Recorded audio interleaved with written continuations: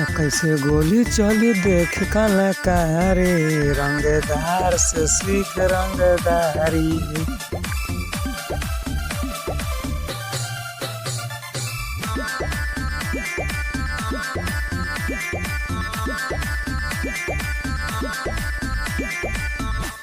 माना होई सुन खाली झमे कैला से, राइफल के संग दोगो फोटो खिंचैला से।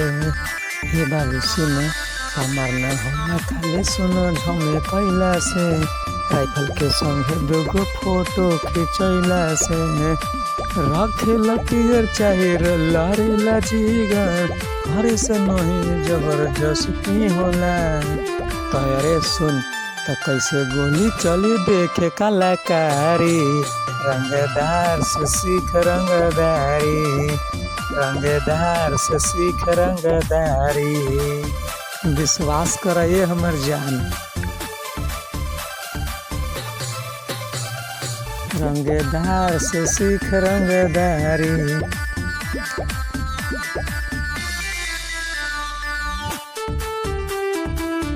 दिन भर ये बाबू तो घूमे से न होई, हाथ में पिस्टल लेके चूमे से न होई। तो बुद्धिमान भेरी बैठवे तो वकील मिली, शेर भेरी बैठवे तो मरदे वाला फील मिली।